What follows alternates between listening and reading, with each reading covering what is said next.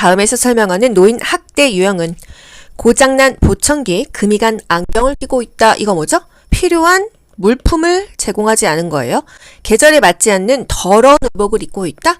필요한 의식주를 적절하게 제공하지가 않았다. 노인에게서 욕창으로 인한 악취가 난다. 마찬가지로 필요한 의료를 적절하게 제공하지 않았다. 이거죠? 여러분, 노인학대 유형 요거 뭔가요? 방임이죠. 방임은요, 의식주나 의료, 물품을 적절하게 제공하지 않은 것이 방임으로 보시면 되겠습니다. 또 경제적인 능력이 없는 노인의 세금이나 이 납부를 안 해줬어. 이건 역시 방임이에요. 노인이 만신창이야. 그런데 집 안에 있어요? 집 밖에 있어요? 집 안에 있으면 방임으로 하면 답이 맞고요. 집 밖이다 하면은 답을 유기로 하는 것이 맞습니다. 우리가 이제 국가고시 푸는 용도로는 뭐 이렇게 구별하는 것이 가장 뭐 편하게 좀 맞을 수 있는 방법이라고 볼 수가 있겠어요. 노인이 집 밖이야, 시설에 있어, 또 길거리야, 뭐 친척집에 버려졌어, 가출했어, 이런 것들이 다 유기로 볼 수가 있겠습니다. 방임은 틀니, 보청기, 돋보기, 지팡이, 휠체어 등을 제공하지 않는다. 의식주나 의료를 제공하지 않는 거, 필요한 물품을 제공하지 않는 것을 방임으로 보시면 되겠습니다. 다음 설명에 해당하는 노인학대 유형은 노모를 시설에 입소시킨 후 한 번도 찾아오지 않고 자기 부담금을 미납시켰다. 여러분, 노인이 지금 집 밖에 있어요? 집 안에 있어요? 집 밖에 있으면 뭐라고요? 유기라고 했습니다. 이렇게 답을 빨리 찾으실 수가 있는 거예요. 연락 두절했거나 왕래를 하지 않았다. 이건 역시 유기입니다. 3번 요양보호사가 방문 요양 중에 대상자가 자녀로부터 학대를 받아 다리에 멍이 들어있다는 것을 발견했을 때 법적으로 신고하는 기간 뭐였죠? 학대받는 노인을 신고하는 기간, 노인을 보호해줄 수 있는 전문적인 기관, 노인보호 전문기관이었어요. 누구든지 노인학대를 알게 된 때에는 노인보호 전문기관 또는 수사기관 112에 신고하면 되겠습니다. 발견했을 때 의심이 되면 신고하는 걸까요? 확실하면 신고할 거예요. 의심이 되면 신고하는 겁니다. 확실한지 아닌지는 수사기관에서 판단하게 되어 있어요. 노인을 보호하는 전문기관이 노인 학대를 신고하는 곳이다. 4번 다음 설명에 해당하는 업무를 담당하는 기관은 노인 학대 사례의 신고 접수 딱 나오잖아요. 그쵸? 노인을 보호하는 전문기관, 노인보호 전문기관이에요. 신고된 시설학대 사례에 대한 개입을 한다. 학대 사례에 대한 사례관리 절차를 지원한다. 5번 장기 요양요원의 권리침해에 대한 상담, 건강증진, 교육, 대체 인력 지원 이런 업무를 수행하는 기관은 문제는 뭐예요? 이 요양요원을 도와주는 기관이 뭐냐 이거잖아요. 요양요원 지원센터입니다. 여러분 말이 어려우면 키워드만 암기하시면 돼요. 요양요원을 지원해주는 기관은 요양요원 지원센터예요. 장기 요양요원 지원센터입니다. 노화에 따른 시각의 변화로 오른 것은 잘 안 보이겠죠? 1. 동공의 지름이 줄어든다? 뭔가 커야지 잘 보이는데 줄어드는 거 맞지 않을까? 잘 모르니까 일단 패스. 2번. 눈썹이 굵어진다? 눈썹이 굵어지는 게 아니라 오히려 가늘어집니다. 젊었을 때 막 송승헌처럼 수검댕이 눈썹이다가 나이 먹으면 가늘어져서 그 선이 희미해지잖아요. 가늘어진다. 3. 결막이 두꺼워진다. 결막은 얇아집니다. 얇아지고 누렇게 변해요. 눈동자가 하얘야 되는데 그냥 누리끼리 하다. 4. 각막의 민감성이 증가한다. 민감성이 감소합니다. 인슐린에 대한 민감성도 감소했죠? 통증에 대한 민감성도 감소했죠? 웬만한 게 다 감소된다. 5. 수정체가 빨간색으로 변한다. 수정체가 노란색으로 변합니다. 그래서 동공의 지름이 줄어든다. 요게 시각의 변화로 맞는 답이 되겠어요. 또 같은 계열의 색을 잘 구별하지 못했죠. 그 황화 현상으로 파, 남, 보. 파랑색, 남색, 보라색의 구분에 어려움을 느낍니다. 비슷비슷한 색깔이기 때문이에요. 눈부심도 증가하고 빛 수능도 어렵다고 했어요. 동공의 지름이 쪼그라든다, 줄어든다. 7번 당뇨병 대상자의 운동을 돕는 방법은 당뇨병 대상자 운동 중요했었죠? 식후 30분에서 1시간 뒤에 30분 이상 운동을 한다. 보기 보지 않아도 이게 항상 중요한 답이었어요. 1. 혈당 수치가 300 이상일 때 운동 강도를 높인다. 당뇨는요, 몇부터 당뇨라고 할까요? 공복인데 126 이상이 나오면 이걸 당뇨로 규정합니다. 보통 일반인들은요, 공복일 때 100 미만으로 나오거든요. 126 정도가 당뇨인데 300은 너무 높잖아요. 운동 강도를 높이는 게 아니라 혈당을 일단 조절해야 돼요. 혈당을 조절하고 그리고 나서 운동을 해야지 운동으로 이 혈당을 조절하는 건 아니라는 거. 이 운동 전에 혈당 강화제를 먹인다? 그럴듯하긴 한데 혈당 강화제는 운동 전에 먹는 게 아니고요. 의사의 처방에 따라서 의사 처방에 따라서 먹는 거지 운동 전에 먹는 건 아니라는 거. 3. 장시간 운동하는 등산을 권장한다. 무리하지 않는다고 했습니다. 그 질병에 따라서 운동을 하지 무리한 운동은 하지 않는다 했어요. 무리한 운동은 삼가한다. 공복 시 운동할 때는 고혈당에 대비합니까? 저혈당에 대비하겠죠. 운동을 하면 당이 떨어질 수 있으니까 저혈당 쇼크가 올 수 있잖아요. 그래서 공복 시에 운동을 하게 되면 저혈당에 대비해라 이거예요.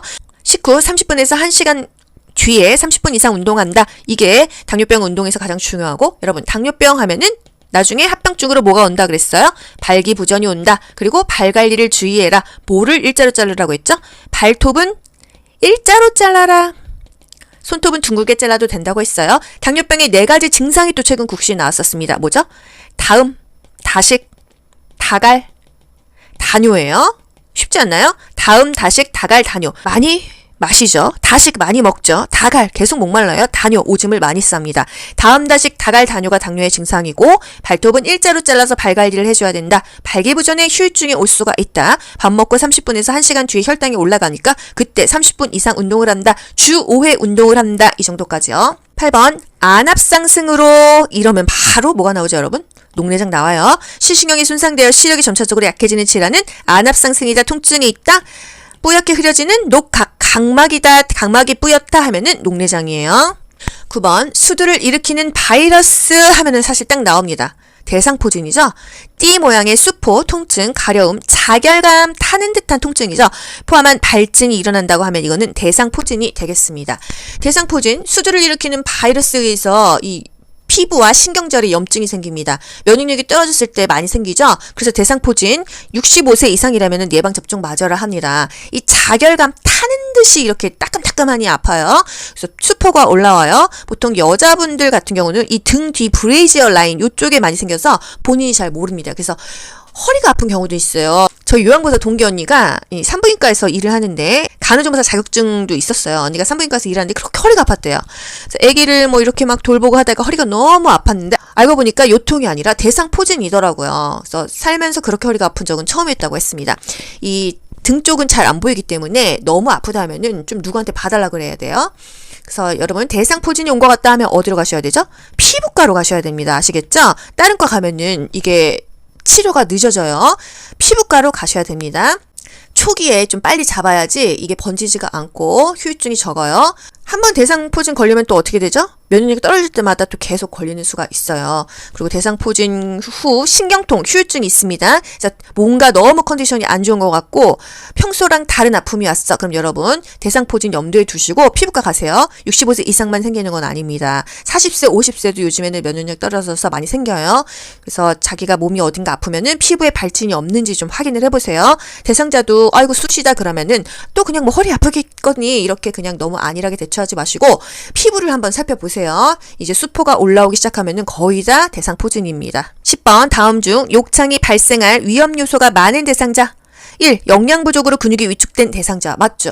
부적절한 영양 상태. 너무 삐쩍 마른 사람이 나쁜 것은 욕창이더라. 살찐 사람이 좋은 거는 욕창밖에 없다 그랬어요. 그쵸? 영양 부족으로 근육이 위축되면은 체중이 일단 감소하고 근육이 위축되면은 피하 지방이 감소되죠. 피하 지방이 감소가 되면은 욕창이 잘 생깁니다. 2. 변비가 있는 대상자. 변비가 있다고 욕창 생기는 거 아니죠. 3. 피하 지방이 많은 대상자. 욕창 오히려 안 생기고 좋아요. 4. 스스로 체위 변경이 가능한 대상자는 얼마나 좋겠어요. 욕창이 잘 생기는 사람은 장기간의 그 와상 상태죠. 그리고 체위 변경이 어려운 사람들 침대에서 막 잘못 끌어가지고 피부가 벗겨졌을 때 욕창이 생깁니다. 5번 요의 변이가 있는 대상자? 내가 그러면 지금 오줌 마려우면 저 욕창 대상자예요?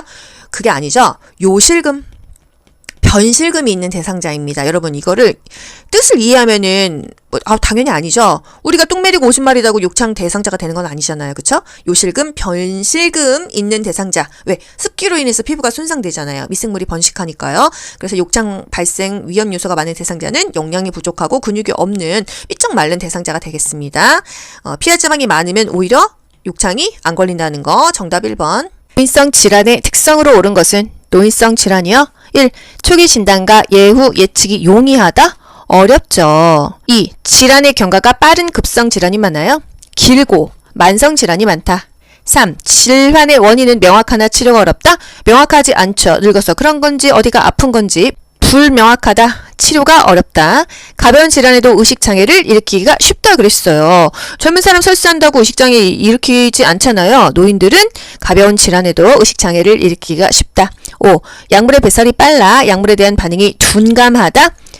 약물에 대한 배설 능력이 저하되죠. 그래서 약물에 대한 반응이 민감하다고 했습니다. 노인성 질환의 특성, 가벼운 질환에도 의식장애를 일으키기가 쉽다. 초기 진단과 예후, 예측이 어렵다. 질환의 경과가 길고 만성 퇴행성 질환이 많다. 질환의 원인은 불명확하며 치료가 어렵다. 약물의 배설 능력이 저하되어 약물에 대한 반응이 민감하다 했습니다. 22번 노화에 따른 심혈관계 특성으로 옳은 것은 심혈관계예요. 혈압이 저하됩니까? 혈압은 상승한다. 심박동수는 감소한다. 심장 근육의 탄력성은 감소하고 최대 심박출량은 증가한다. 감소하죠. 5. 말초 혈관의 저항이 증가한다. 이게 무슨 소릴까요? 혈압이 높아진다. 고혈압이 된다 이 말입니다. 나이 먹고 높아지는 거, 좋아지는 거 말고 다 감퇴되고 떨어지는데 높아지는 것은 혈압이다. 그게 바로 말초 혈관의 저항이 증가한다는 말입니다. 혈관의 저항이 증가해야 순환이 된다는 거예요. 혈압이 높다, 고혈압이다. 같은 말이 말초 혈관의 저항 증가입니다. 이 비슷한 용어를 아셔야 돼요. 3번 욕창 초기에 피부 홍반이 나타날 때 돕는 법은 욕창은 초반에 피부가 붉으스름해 지면서 시작이 됩니다. 1. 욕창 주위를 마사지하고 가볍게 두드린다. 이거 나쁜 방법 아니죠. 2. 피부 변화 있는 부위에 파스를 붙인다. 파스를 붙이면 자극이 가죠. 파스를 붙이지 않는다. 3. 춥지 않으면 2-3시간 햇볕을 쬐다. 너무 길죠. 따뜻하다고 한다면 한 30분 정도가 적당하다. 4. 찬바람과 따뜻한 바람을 번갈아 쓰며 말라준다. 찬바람은 없어요. 감기 걸립니다. 따뜻하다고 하기보다는 미지근한 바람입니다. 5. 욕창 부위에 뜨거운 물주머니를 댄다. 뜨거운 건 안 돼요. 항상 미지근한 게 좋다. 중용이 좋다. 미지근한 물수건으로 찜질한다. 이게 바로 욕창 초기에 좋은 방법이 되겠습니다. 욕창의 단계 1단계, 2단계, 3단계, 4단계가 있어요. 피부 홍반이 나타난다. 1단계죠. 수포가 나타났어. 물집이 나타났어. 2단계입니다. 괴사되기 시작됐다. 그러면 3단계고요. 뼈와 근육까지 깊이 썩었다. 괴사됐다. 4단계 욕창이 되겠습니다. 이 단계도 물어보잖아요. 수포는 2단계라는 거. 24번 노화에 따른 소화기계 특성으로 옳은 것은 소화가 안 되겠죠? 1. 청각 기능의 감소. 이거는 감각기계입니다. 청각 기능 감소되지 맞지 하고 답 표시하면 된다 안 된다? 안 된다. 왜? 소화기계 물어봤다는 거예요. 시각, 후각, 청각, 미각 이거는 감각기계라는 거예요. 2. 기입성 저혈압이 발생한다. 저혈압 순환이 안 되는 거 아니겠어요? 혈관계예요. 심혈관계 질환이다. 이게 틀렸다는 게 아니라 소화기계 특성은 아니라는 거죠. 3번 근력 운동 능력의 변화? 이거는 뭘까? 근골격계의 질환입니다. 4. 위액의 산도 저하. 맞지 않습니까? 이게 바로 소화기계의 특성이에요. 5. 감각 인지 능력 저하. 신경계 질환이죠. 감각 인지 능력이 저하. 신경계 질환 뭐가 있었죠? 치매, 뇌졸중, 파킨슨 등이 있었다. 소화기계 특성은 위액의 산도 저하. 탈과 위액이 안 나온다. 위액이 산도가 저하되니까 소화가 잘 안 된다 이겁니다. 25번 노화에 따른 소화기계 변화로 옳은 것은 약물의 대사 능력 증가예요. 약물이 대사가 잘 됩니까? 잘 안 빠져나가겠죠. 감소합니다. 2. 지방 흡수력의 감소. 요거 맞아요. 췌장에서 지방을 분해하는 효소가 나오는데 그게 감소가 되나 봅니다. 그래서 지방 흡수가 잘 안 된다. 노인은 그래서 지방을 조금만 먹어라 하잖아요. 탈과 위액의 분비가 증가되는 게 아니라 감소된다고 했었죠. 그리고 직장벽의 탄력성은 마찬가지로 감소된다. 탄력이 없다. 쓴맛과 단맛을 잘 느끼지 못해요. 유일하게 잘 느끼는 게 쓴신이라고 했죠. 잘 느끼지 못하는 건 뭐라 그랬어요? 단짜는 못 느껴요. 그래서 음식이 달고 짜진다는 거 못 느끼니까 자꾸 설탕 넣고 소금 넣어서 달고 짜지고요. 쓴신은 잘 느껴요. 아이고 쓰다, 아이고 시다 이런 말을 정말 많이 한다. 왜? 잘 느끼니까. 그래서 노화에 따른 소화기계 변화로는 지방의 흡수력이 감소된다. 이것만 맞겠습니다. 약물의 대사 능력 감소, 타액과 위액의 분비 감소, 직장벽의 탄력성 감소. 쓴 신은 잘 느끼고 단자는 못 느끼죠. 6번 요양시설에서 목욕 돕기를 하고 있을 때 대상자가 뒤에서 가슴을 만지는 경우 대처 방법은 이거 뭐죠? 부적절한 성적 행동이에요. 어떻게 한다고 했죠? 단호하게 한다고 했습니다. 마무리한다, 나가버린다, 말한다, 단호하게 대처한다. 일단 서술어만 봐도 단호하게 대처한다. 이게 답이죠. 반응하지 않고 계속 일처리를 마무리하면 안 되죠. 왜 이러세요? 화를 내면 안 된다고 했어요. 할머니가 생각나세요? 라고 말한다. 이건 뭐 아니죠. 제가 좋으세요? 라고 말한다. 무서워요. 이러시면 안 됩니다. 손을 뿌리치면서 단호하게 대처한다. 7번 요양보호사의 직업윤리 원칙으로 옳은 것은 국가고시에 요양보호사의 직업윤리 문제가 뭐 한두 문제는 무조건 나오잖아요. 1. 대상자와 동거하는 가족의 식사도 준비한다. 대상자만 우리가 식사를 준비합니다. 노부부인 경우에는 같이 현실에서는 준비하지만요. 이론상으로는 무조건 대상자의 식사만 준비합니다. 2. 대상자가 실수할 경우 즉시 훈계에서 재발을 방지합니까? 3. 직무 교육을 통해 전문적인 지식과 기술을 습득한다. 맞죠? 교육을 통해서 전문적인 지식과 기술을 습득합니다. 4. 입소한 노인의 권리보다는 시설의 운영 규정을 중요시합니까? 아니죠. 입소 노인, 대상자가 항상 중요하다. 5. 서비스 내용과 방법이 확실하지 않을 때는 상식선에서 해결한다. 항상 확실하지 않을 때는 보고에서 그 지시에 따르면 되겠어요. 요양보호사의 직업윤리 중요하죠. 직무교육을 통해서 전문 지식과 기술을 습득한다. 기술을 지속적으로 습득한다. 방문 일정이 변경되면 사전에 양해를 구한다. 서비스 내용과 방법은 반드시 대상자의 의견을 물은 후 시행한다. 내 행동이 모든 요양보호사를 대표한다고 생각한다. 요양보호사와 대상자는 대등한 관계다. 이 정도 알고 가시죠? 추가 서비스를 요청했어. 기관장에게 보고한다. 8번 다음 중 요양보호사의 윤리적 태도로 옳은 것은 1. 대상자에게 복지용구 구매를 알선한다. 구매 알선이 아니라 정보 제공만 한다고 했어요. 구매 알선 행위는 삼가고 정보 제공만 한다. 2. 대상자의 요청이 있으면 타기관에 의뢰한다. 대상자가 개인적으로 별도의 서비스 계약하지 않죠. 타기관에 의뢰하지 않습니다. 우리 기관, 요양보호사가 다니고 있는 기관에 의뢰하면 되겠어요. 3. 서비스 내용과 방법은 요양보호사가 결정하나요? 대상자의 의견을 물은 후 시행합니다. 4. 방문 일정 변경 시 사전에 대상자에게 양해를 구한다. 요거 좋죠. 5. 사정이 어려운 대상자는 본인 부담금을 할인해 준다. 마음은 그렇게 하고 싶지만요. 안 됩니다. 본인 부담금을 할인하거나 추가로 부담하게 하는 행위는 하지 않는다. 9번 요양보호사가 자기관리를 위한 스트레칭 방법은 이거는 항상 국가고시에 나오고 있죠. 상하좌우 균형 있게 교대로 시행한다. 틀린 거 없어요. 스트레칭된 자세로 유지한다. 유지는 숫자가 좀 길어진다 했죠. 10에서 15초 유지한다. 동작과 동작 사이에는 몇 초간 휴식을 했었죠? 5에서 10초. 통증이 느껴질 정도의 강도로 시행한다. 통증이 느껴지지 않을 정도라고 했습니다. 않을 정도. 5. 동작은 반복해서 빠르게 실시합니까? 동작은 천천히 안정되게 실시하죠. 상하좌우 균형 있게 교대로 시행한다. 같은 동작은 5에서 10회, 동작과 동작 사이는 5에서 10초, 유지만 10에서 15초 길었어요. 통증이 느껴지지 않고 시원하다고 느낄 때까지 계속한다. 통증이 있다는 것은 근육을 긴장하고 또 부상을 초래하기 때문이에요. 호흡은 편안하고 자연스럽게 한다. 요거 진짜 국가고시 많이 나오잖아요. 10번 다음 사례에서 대상자에게 보호받아야 할 권리는 이 시할머니는 침소 전에 침대 생활을 해오셨는데 침대 쓰면 허리가 안 좋아진다고 해서 할 수 없이 매트를 썼다. 안락한 침대, 안락한 매트릭스 바로 답이 나오셔야 됩니다. 아시겠죠 여러분? 매트릭스 사용을 강요받았어. 안락한 침대, 안락한 매트릭스 이렇게 키워드로 답을 찾으시면 됩니다. 휴대전화가 없다. 자식한테 전화를 못한다. 불쑥불쑥 사진을 찍는다. 사생활과 비밀 보장이 안 된다는 거죠. 동료 노인을 꼬집거나 때리는데도 요양보호사들이 모른 채 해. 존엄한 존재로 대우받을 권리를 못했다. 개별화된 식단, 질 높다. 질 높은 서비스, 재활 프로그램, 파마약 질 높은이에요. 머리를 커트했어 하면은 요거는 개별화된 것인데요. 파마약 때문에 머릿결이 상했어. 질 높은 서비스죠. 그래서 좋은 파마약 해주세요. 이게 질 높은 서비스를 받을 권리입니다. 맨날 식은밥 먹습니다. 병원 갔다 오면 대표달란 말하기가 조금 불편해요. 자신의 견해야 불편을 표현하고 해결할 권리예요. 안락한 침대, 안락한 매트릭스, 휴대전화 사진 촬영하면은 사생활. 노화에 따른 미각의 변화로 옳은 것은 1. 혀의 유두가 커진다. 여러분 유두가 뭐죠? 혓바닥에 오돌도돌한 거 있잖아요. 이게 유두예요. 혀의 유두가 커진다? 커질까요? 작아질까요? 혀의 유두가 위축됩니다. 나이 먹으면 다 쪼그라들잖아요. 2. 혀의 미래 개수가 증가한다. 미래가 뭐죠? 미래가 맛봉오리예요. 미각세포입니다. 미각세포는 당연히 감소하겠죠.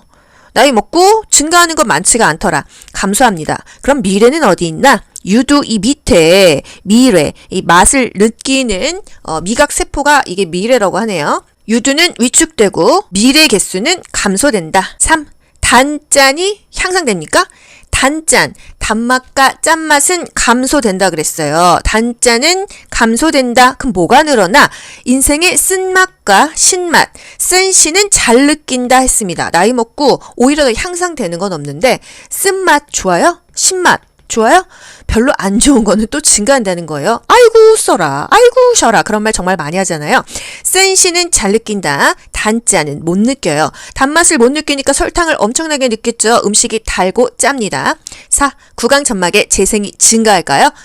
어렸을 때는요, 뜨거운 국 먹다가 혓바닥 뒤면은 뭐 한두 시간 만에 낫는데요. 나이 먹으면 하루 이틀 간다는 거예요. 재생이 더 안 된다. 5. 맛에 대한 감지 능력이 떨어진다. 맞죠? 뭔가 신체적인 변화는 다 나빠진다. 이렇게 생각하시면 되겠습니다. 2번, 다음 중 노인성 질환의 특징으로 옳은 것은 노인성 질환 특징 중요하죠. 1. 단독으로 발생한다. 단독으로 발생하네요. 단독 발생이 아니고 다른 질병을 동반하죠. 예를 들어서 당뇨가 있어요. 당뇨가 생기면 혈액순환이 원활하지 않아서 고지혈증도 생깁니다. 그러다가 보면은 또 혈압이 생겨요. 이렇게 다 도미노로 계속 질환이 다른 질병을 동반합니다. 2. 경과가 짧고 재발하지 않는다. 짧으면 좋겠죠. 여러분 무릎 아픈 거 날씨 흐리면은 또 아프죠. 무릎만 아프나요? 허리도 아프고 손 마디마디 다 쑤시죠. 경과가 길고 재발이 자주 되죠. 재발이 쉽고 경과가 길다. 합병증까지 동반되기가 쉽다. 3. 증상이 뚜렷해요? 이게 늙어서 그런 건지 어디가 아픈 건지 증상이 거의 없고 애매하죠. 4. 대부분 급성 질병이에요. 급성으로 오는 것은 뭐밖에 없다고 했어요. 선망만 급성으로 오고 대부분은요 만성이고 퇴행성 질병입니다. 5. 질병에 걸리면 다른 질병을 동반하기가 쉽다. 맞죠? 다른 질병을 이렇게 동반합니다. 그리고 가벼운 질환에도 의식장애를 일으키기가 쉬워요. 뭐 설사 좀 했다고 우리 젊은 사람들 쓰러지지 않잖아요. 노인들은 의식이 없어집니다. 약물에 대한 반응이 민감해요, 둔감해요? 민감합니다. 그래서 인슐린에 대한 민감성이 감소합니까? 증가합니까? 이게 국가고시에 나왔잖아요. 인슐린에 대한 민감성이 감소한다. 이게 뭐야? 그래서 인민감. 뭔진 몰라도 인민감으로 기억하자고 했는데 이게 국가고시에 떡하니 나왔잖아요. 인슐린이 뭐예요? 혈당을 떨어뜨리는 호르몬입니다. 이 혈당을 떨어뜨리는 호르몬에 대해서 민감성이 감소하면 혈당을 안 떨어뜨리겠지. 그래서 당뇨가 생긴다 이겁니다. 그래서 인민감, 인슐린에 대한 민감성이 감소한다. 질병에 걸리면 다른 질병을 동반하기가 쉽다. 단독 발생이 아니고 다른 질병을 동반하고 재발이 쉽고 경과가 길다. 증상이 거의 없고 애매하다. 합병증이 동반되기가 쉽다. 대부분 만성퇴행성 질병이다 이거예요. 3번 안압의 상승으로 하면은 사실 딱 나옵니다. 뭐 나와요? 녹내장 나오잖아요. 시신경이 손상되었을 때 나타나는 증상은 녹내장의 증상을 물어보는 문제예요. 1. 통증이 없는 흐린 시역. 통증이 없다 하면은 녹내장이 아니에요. 녹내장은 안압이 상승했다. 통증이 있다. 녹각. 각막이 뿌옇다 이랬어요. 통증이 없다고 하면은 이거는 백내장에 가깝겠죠? 이 뿌옇게 혼탁한 각막, 혼탁하면 백내장 아니야? 각막 하면은 녹각, 녹내장이라고 했잖아요. 이게 녹내장의 증상이 되겠습니다. 3. 밝은 불빛에서의 눈부심. 밝은 불빛에서 백내장이다. 비읍으로 기억하기로 했어요. 이건 백내장입니다. 4. 검은 눈동자의 하얀 백태. 5. 한 개의 물체가 두 개로 보임. 요거는 다 녹내장의 증상은 아니라는 거. 녹내장과 백내장 항상 국가고시에 나옵니다. 녹내장은요. 안압이 상승했다. 통증이 있다. 뿌옇게 혼탁한 각막, 녹각 요거 하나만 기억할게요. 나머지가 다 뿌옇다, 흐리다 하는 것은 백내장의 증상이에요. 불빛주의 무지개, 비읍으로 시작하죠? 백내장입니다. 밤과 밝은 불빛에서의 눈부심, 다 비읍이죠? 다 백내장으로 기억하시면 되겠어요. 안압 상승, 통증이 있다, 각막이 뿌옇다 하면 녹내장이에요. 4번 노화에 따른 신경계 특성으로 옳은 것은 신경계 특성 뭐 있죠? 치매, 뇌졸중, 파킨슨이 신경계 특성입니다. 1번 신경세포의 기능이 증가한다. 증가하겠습니까? 감소합니다. 2. 정서 조절이 안정해져요. 정서 조절이 불안정해져요. 더 나빠진다. 3. 감각이 민감해집니까? 둔감해지죠. 4. 단기 기억이 감퇴한다. 단기 기억이 감퇴하고 오히려 장기 기억이 유지된다 그랬어요. 그래서 10년 전 일은 기억하면서요. 어제 점심에 뭐 먹었는지 메뉴도 기억 못합니다. 그래서 단기 기억은 감퇴하고 장기 기억은 유지가 된다. 5. 균형을 유지하는 능력이 증가합니까? 감소하죠. 신경계의 특성. 단기 기억이 감퇴한다. 장기 기억은 유지된다. 이게 맞는 거예요. 5번. 노화에 따른 감각기계 특성으로 옳은 것은 감각기계가 뭐죠? 눈으로 볼 수 있는 거. 시각, 청각, 후각, 미각. 요게 감각기계입니다. 1. 각막 반사가 좋아진다. 당연히 저하되겠죠. 2. 고막이 얇아진다. 얇아지는 거야? 두꺼워지는 거야? 고막이 두꺼워집니다. 두꺼워지니까 잘 안 들리나 보다 이렇게 생각하시면 되겠어요. 둔해지니까 잘 안 들린다. 청력도 감소하죠. 3. 침의 분비량이 늘어납니까? 위액과 타액의 분비가 줄어든다 그랬어요. 4. 후각세포가 증가한다. 후각세포가 감소해서 냄새도 잘 못 맡는다. 5. 통증에 둔감한 반응을 보인다. 맞아요. 잘 모릅니다. 다쳐도 다친지를 잘 몰라요. 감각기계 통증에 둔감한 반응을 보인다. 각막 반사가 저하된다. 고막이 두꺼워진다. 청력이 감소되고 침 분비량이 줄어든다. 후각세포 역시 감소된다. 다음 보기와 같은 증상이 나타나는 노인성 질환은 연골의 마모와 관절 조직의 퇴화 상태. 아침에 일어나면 관절이 뻣뻣해진다. 관절을 많이 사용할수록 통증이 심하다. 이거 뭐죠? 관절이 퇴행되는 거죠. 퇴행성 관절염입니다. 날씨에 따라서도 아프죠. 또 너무 많이 활동하면 더 아픕니다. 노인한테 가장 흔한 질환이 퇴행성 관절염이다. 무릎이나 허리가 많이 아프잖아요. 그죠? 근골격계 질환 간단히 짚어드릴게요. 노인이 가장 많이 아프다고 하죠? 추간판, 디스크가 오그라들어서 키도 줄어들고 허리도 아프고 무릎도 아프다는 거. 퇴행성 관절염, 아침에 많이 아프다, 쓸수록 많이 아프다 그랬어요. 수영이 좋다. 또 골다공증은 걷기가 좋다. 체중을 부하해서 근육을 키워주는 그런 걷기가 가장 좋고 비타민 D를 섭취해라. 고관절 골절은 골다공증 있는 노인이 넘어지거나 낙상하면 고관절 골절이 생긴다는 거. 심장의 수축력 저하 요것만 보면 사실 답이 딱 나와요. 뭐가 나와요? 수축력 저하면은 심부전입니다. 심장이 부전, 원활하지 않은 게 심부전이에요. 저산소증이 오는 경우 나타나는 증상은 심부전, 순환이 안 된다는 거예요. 그랬을 때 어떤 증상이 나타나냐? 심부전의 증상을 물어봤어요. 언어장애, 보행장애, 의식혼돈, 흉통, 손발의 통증, 뭘까요? 의식혼돈입니다. 언어장애나 보행장애는 뇌졸중인 경우에 뇌졸중의 전조 증상으로 더 많이 오고 있고요. 흉통은 심장이 아픈 거, 협심증인 경우가 많고요. 손발 통증은 여러 가지 원인이 있겠어요. 하지만 심장의 수축력이 저하돼서 저산소증이 오고 의식이 혼돈됩니다. 그리고 현기증이 나요. 호흡이 곤란합니다. 이런 증상이 있다고 한다면 이게 심부전의 증상이라는 거. 의식이 혼돈되고 현기증, 호흡 곤란이 온다. 저산소증이 오게 되면 이런 증상이 나타납니다. 심부전 하면 여러분 뭐 기억나시죠? 수분을 제한해야 되는 질병 5가지가 우리 교재에 있었어요. 뭐죠? 간, 심신, 갑부. 이게 수분을 제한해야 되는 질병이었죠. 간경화. 신부전. 신장부전. 이거 역시 신부전입니다. 이거는 신장의 부전이에요. 갑부, 갑상선 기능 저하증, 부신 기능 저하증이 되겠어요. 간심신 갑부는 수분을 제한해야 되는 질병입니다. 금지가 아니고요. 제한하라, 웬만하면 먹지 말아라, 의사가 먹으라는 만큼만 먹어라입니다. 심장의 수축력이 저하돼요. 이거 뭐라 그랬죠? 심부전이라고 했어요. 심부전은 심장의 수축력이 저하돼서 허약감, 호흡곤란, 부종이 나타나며 계단 오르기, 쇼핑하기 등 일상활동에 어려움을 주고 숨이 차다 그랬습니다. 신체 조직의 대사 요구에 필요한 충분한 혈액을 심장에 보내지를 못해요. 이 수축력이 뭐죠? 심장에서요, 피를 쭉 짜줍니다.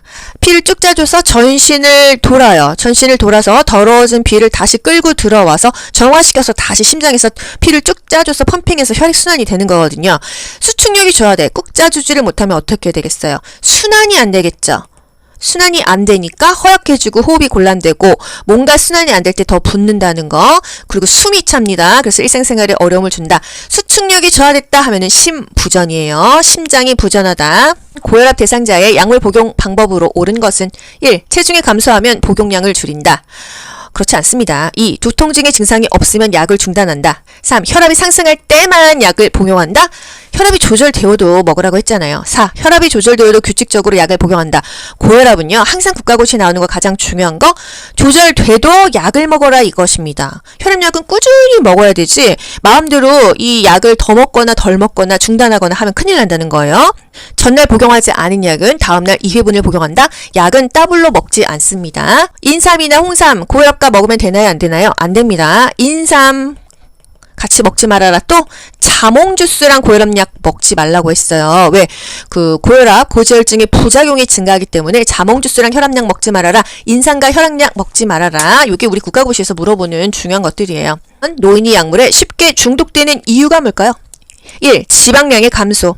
심장의 수축력 증가, 감소되죠? 간의 대사 능력 감소, 위장의 위산 분비 감소, 신장의 배설 능력 감소. 요거 맞죠? 노인은 신장의 소변 농축 능력과 배설 능력이 저하되죠. 신장은요, 우리 몸에서 배설을 해줍니다. 약을 먹으면 간에서는 해독을 해주고요. 신장에서는 이거를 배설을 해줘요. 근데 배설이 안 돼. 어떻게 됩니까? 쌓이겠죠. 그래서 중독 상태에 빠질 수가 있다. 그래서 노인은 뭐라 그랬어요? 약물에 대한 반응이 민감합니까? 둔감합니까? 민감하다고 했어요. 그쵸? 또 피부는 피하 지방이 감소돼서 기온에 민감하다고 했죠. 포도당 대사 능력이 감소해서 인슐린에 대한 민감성이 증가합니까? 감소합니까? 인슐린에 대한 민감성이 인민감. 인슐린에 대한 민감성이 감소한다 그랬습니다. 다 거의 웬만한 게 감소해요. 약물에 대한 반응이 민감하다. 약물에 대한 반응이 민감하다. 피부가 얇아져서 지방이 감소돼서 기온에도 민감하다. 인슐린에 대한 민감성이 감소돼서 당이 잘 안 떨어진다. 그래서 당뇨가 잘 생긴다. 포도당 대사 능력이 감소된다. 여기까지 알고 갈게요. 노인이 약물에 쉽게 중독되는 이유는 신장의 배설 능력이 감소되기 때문이다. 약물에 대한 반응이 민감하다입니다. 대상자가 요실금 증상이 있을 때 돕는 방법은 1. 야간에는 수분 섭취를 금지한다. 충분한 수분 섭취로 방광 기능을 유지한다고 했어요. 2. 이동 변기를 대준다. 배뇨 훈련을 한다. 요게 오히려 더 적합한 답이 되겠습니다. 3. 골반 근육 운동을 한다. 골반 근육 운동, 골반 근육 강화 운동, 케겔 운동. 요실금에 좋았죠? 요거 맞습니다. 4. 꽉 조이는 옷을 입힌다. 5. 장시간 소변을 참았다가 한 번에 배뇨하게 한다. 장시간까지는 아니고요. 방광 용적을 조금 넓히기 위해서 참았다가 배뇨하게 하는 것도 그렇게 나쁜 방법은 아닙니다. 하지만 이 문제에서 가장 정답에 근접한 것은 골반 근육 운동을 한다. 케겔 운동을 한다가 되겠어요. 요실금이 있으면 골반 근육 강화 운동하죠. 충분한 수분 섭취합니다. 또 식이섬유가 풍부한 채소와 과일을 섭취하죠. 그렇게 해서 변비를 예방한다. 변비를 예방해야 복압성 요실금 안 생기잖아요. 그리고 살을 빼라. 체중을 조절해라. 이런 것들이 요실금 증상에 좋은 방법이 되겠습니다. 요도를 둘러싸고 있는 세포가 증식하여 소변이 마려울 때 참기가 힘들고 배뇨 후 잔뇨감이 있고 소변 줄기가 끊어지는 질환은 이거 뭐죠 여러분? 전립선 비대증입니다. 전립선이 커져서 요도를 압박해요. 요도가 좁아지니까 소변 줄기가 가늘어지겠죠. 노화에 따른 호르몬의 불균형 때문에 전립선 비대증이 생긴다는 거. 배뇨하고 나서도 잔뇨감이 있습니다. 소변 줄기가 굉장히 가늘어지고요. 소변이 바로 안 나오고 힘을 주어야 나와요. 밤에 자주 깨게 되죠. 소변이 마려울 때 또 참기는 힘들다. 심하다고 한다면 전립선 절제 수술을 받습니다. 13번 골다공증 질환을 예방하는 방법으로 옳은 것은 1. 고단백, 고지방식을 섭취한다. 고지방은 없습니다. 2. 탄력 스타킹을 착용한다. 탄력 스타킹은 정맥염에 사용하기도 해요. 심줄이 툭툭 튀어나오는 질환이요. 골다공증은 아니다. 3. 유연성을 키우는 요가, 수영을 한다. 여러분 수영하면은 퇴행성 관절염이에요. 퇴행성 관절염은 무릎에 체중이 부하되면 더 아프죠. 그래서 이런 수중운동, 체중을 부하하지 않는 수중운동이 좋습니다. 하지만 골다공증에는 걷기가 좋다고 했죠. 걷기나 조깅 같은 체중 부하 운동을 한다. 요게 골다공증의 답입니다. 일어서서 하는 운동은요. 근력을 유지시켜주고 골다공증에 도움이 되거든요. 골다공증은 골밀도가 낮아가지고 골절이 잘 되는 상태입니다. 골다공증이 있는 상태로 넘어지거나 낙상이 되면 고관절 골절이 온다고 했어요. 골다공증은 뭐를 먹어야 된다? 비타민 D. 와 칼슘을 먹어주는 게 좋겠죠. 햇볕을 쬐면 자체적으로 비타민 D가 생성되죠. 그리고 가벼운 걷기, 산책, 조깅 좋고요. 금연하셔야 됩니다. 카페인이 많이 들어간 음료를 섭취하는 게 아니고 줄이셔야 돼요. 커피 많이 먹으면 뼈 녹는다 이런 말 있잖아요. 카페인은 골다공증에 좋지 않다는 거예요. 걷기나 조깅 같은 체중을 부하하는 운동이 골다공증에 좋다. 14번 골다공증으로 인한 골절을 예방하기 위해서 섭취해야 되는 영양소는요. 비타민 D 플러스 칼슘입니다. 같이 먹어야 소화흡수가 잘 돼요. 철 좀 들어라 C. 철분제는 비타민 C랑 먹었어요. 비타민 C 또는 오렌지 주스랑 먹는다. 요렇게 우리 국가고시에 나오고 있습니다. 15번 퇴행성 관절염 있는 대상자에게 적합한 운동 수영이었어요. 수영 또는 수중 운동. 수영이나 걷기, 체조도 좋습니다. 골다공증과 퇴행성 관절염 둘 다 할 수 있는 운동은 걷기예요. 하지만 걷기가 안 되는 게 아니라 퇴행성 관절염이 있다고 하면 수영이 더 좋고 또 골다공증이 있다고 한다면 걷기가 더 좋다. 둘 다 걷기는 가능하다. 걷기는 둘 다 가능은 하다. 하지만 퇴행성 관절염이 있다면 수영이 낫고 골다공증이 있다면은 걷기가 더 좋다 이거예요. 퇴행성 관절염이 있다고 걷기를 하면 안 되는 건 아니라는 거예요. 걷는 건 다 좋다. 대상자가 잦은 설사로 탈수가 예상될 때 우선적으로 돕는 방법은 탈수하면은 수분 보충해줘야 됩니다. 차가운 흰죽을 먹인다. 찬 음식은 피해야겠죠. 상온의 음식 또는 약간 따뜻한 음식이 더 좋습니다. 이 우유 섭취량을 늘린다. 우유 먹으면 뭔가 유제품 먹으면 설사 더 하지 않나요? 3. 식이섬유 고지방을 준다. 식이섬유가 오히려 더 밑으로 쭉쭉 빼놓줘서 조금 자제하는 게 좋다. 고지방, 지방은 아니다. 장운동을 증가시키는 음식이나 이런 지방 음식, 섬유소는 피하는 게 좋다. 수시로 지사제를 복용시킨다. 지사제가 설사를 멈추는 약이잖아요. 이거는 반드시 의사의 지시에 따라서 복용하는 거지 요양보호사 임의로 복용시키지는 않아요. 5번 물을 충분히 마시게 한다. 수분을 제한하는 질병이 아닌 이상은 요실금이든 설사로 인한 탈수든 수분은 충분히 보충해줘야 됩니다. 탈수하면은 수분 보충, 수분과 전해질을 보충한다. 이게 항상 세트로 가게 되어 있어요. 27번 노화에 따른 호흡기계 특성으로 옳은 것은 기침 반사가 증가한다. 증가하면 좋은 거예요. 왜냐면 뭔가 이물질이 낀 것을 기침에서 빼내주니까요. 기침 반사가 감소해서 흡인성 폐렴이 많이 걸리잖아요. 폐순환량은 당연히 감소하죠. 섬모 운동의 증가가 아니라 저하됩니다. 섬모 운동은 우리 몸에 나쁜 것을 이렇게 필터 역할을 해주는데 감소하니까 더 많이 걸러주질 못한다는 거. 기관지 내 분비물은 당연히 더 많아집니다. 길 가다가 할아버지들 코 휴지도 없이 칵 풀잖아요. 가래 칵칵 뱉고요. 분비물이 많아지기 때문이다. 호흡 근육은 위축된다. 숨쉬는 게 그렇게 편안하지는 않다는 거. 28번 만성 기관지염을 앓고 있는 대상자의 증상을 완화시키는 방법은? 만성 기관지염은 뭐죠? 이 기관지가 만성적으로 염증이 생겼어요. 그래서 기도가 좁아져요. 숨쉬기가 힘듭니다. 점액성, 화농성 가래나 끈적한 고름 가래가 나와요. 심호흡하세요. 기침하세요. 이렇게 배출해야 되고요. 금연을 하셔야 됩니다. 1. 습도를 높게 해준다. 적당한 게 좋습니다. 40에서 60%의 습도가 좋다. 공기 정화를 위해 방향제를 뿌린다. 공기 정화하는 거 좋은데요. 방향제가 아니라 뭐요? 공기청정기를 놔야겠죠. 3. 똑바로 누워서 안정을 취한다. 뭔가 호흡이 안 된다고 하면요. 상체를 올려주는 자세가 좋습니다. 숨을 빠르게 쉬게 하는 게 아니라 천천히 적당히 호흡하게 하고요. 심호흡과 기침을 해서 기관지 내 가래를 뱉게 한다. 요게 가장 적합한 답이겠어요. 기관지에 염증이 있다고 한다면 화농성 가래나 기침을 배출시킨다. 금연한다. 공기청정기를 해준다. 습도는 40에서 60%가 좋다. 호흡기 질환이 있다고 한다면은 이 습도를 더 높입니다. 55에서 65%까지 높일 수가 있어요. 29번 다음 증상이 나타나는 노인성 질환으로 옳은 것은? 숨을 쉴 때 쌕쌕거리는 호흡음이 있다 하면 딱 나옵니다. 뭐예요? 천식이잖아요. 기관지벽이 부풀어 오르고 근육이 수축해서 기관지가 좁아진다. 기관지가 협착된다. 가슴이 답답하고 기침을 하며 알레르기 증상이 나타난다. 알레르기 하면은 천식으로 연결하셔야 돼요. 왜? 꽃가루, 동물의 털, 요런 것에 의해서 기침이 엄청나게 나는 게 알레르기죠. 그러면 회피요법을 해야 돼요. 나를 이 알레르기 일으켰던 물질로부터 도망을 가야 됩니다. 아시겠죠? 그래서 알레르기 하면 천식, 쌕쌕거리는 호흡음, 천명음 그러면은 천식으로 연결하세요. 천식이 가장 국가고시에 많이 나왔었다. 천식은 기관지의 그 만성 염증성 질환입니다. 그래서 기관지 벽이 붓거나 기도가 좁아져요. 꽃가루, 강아지털, 고양이털, 먼지 조심해야 되고요. 갑자기 차고 건조한 공기에 노출하면 기침이 엄청나게 남습니다. 그래서 국가고시에 자주 나오는 거 침구류는 먼지나 찐득이를 없애기 위해서 뜨거운 물로 세탁한다. 우리 다 뭐 미지근한 물로 욕창 관리했잖아요. 뜨거운 물로 세탁한다? 그거는 바로 천식, 침구류가 되겠습니다. 찐득이 없애야 되니까요. 30번 폐결핵에 대한 설명으로 옳은 것은? 초기에 객혈과 가슴 통증이 있다? 초기에는요 대부분 무증상입니다. 주기적으로 객담 검사를 실시한다? 나쁘지 않죠. 일단 보류할게요. 아침에 고열이 나타나고 저녁에 열이 내린다? 뭔가 틀린 것 같죠?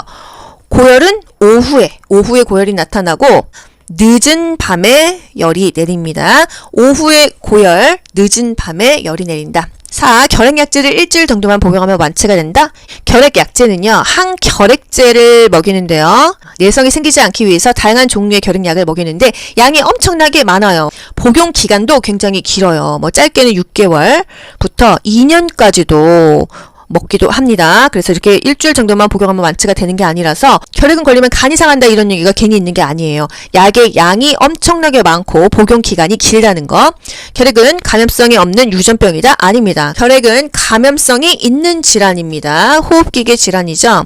결핵균이 폐로 들어가서 염증을 일으키는 질환이다. 2주 이상 기침과 흉통이 있다고 하면 결핵을 의심해 봐야 된다. 여러분이 집에서 2주 내내 기침했잖아요. 이비인후과 갑니다. 기침 얼마나 했어요? 2주 정도 한 것 같아요, 선생님. 그러면 결핵일 수 있으니까 폐 엑스레이 사진 한번 정형외과 가서 찍고 오세요. 이런단 말이죠. 오후에는 고열이 있다가 늦은 밤에 식은땀과 함께 열이 내리는 증상이 반복이 된다. 주기적으로 간 기능 검사를 합니다. 왜? 결핵제가 양이 너무 많아서 간 기능이 떨어질 수 있기 때문이에요. 중요한 거, 결핵 감염 대상자와 접촉한 요양보호사 어떻게 해요? 2주에서 1개월 이후에 방사성 촬영을 합니다. 왜? 접촉하자마자 걸리는 건 아니니까요. 왜? 잠복기가 있잖아요. 그래서 2주 후 또는 1개월 이후에 검사한다. 뭔가 이상한 말인 것 같지만 맞다는 거예요. 결핵 전파가 우려될 때는 마스크, 장갑, 가운 등을 착용을 합니다. 요양보호 업무를 그만둔다? 답이 틀려요. 그 대상자는 누가 돌봐요? 보호장구를 착용하고 대상자를 돌본다. 여기까지 알고 가실게요. 결핵은요, 초기에 대부분 증상이 없다. 무증상이다. 주기적으로 객담 검사를 실시한다. 오후에는 고열 증상이 나고 늦은 밤에는 열이 내린다. 항결핵제는 양이 많고 복용 기간이 비교적 길다.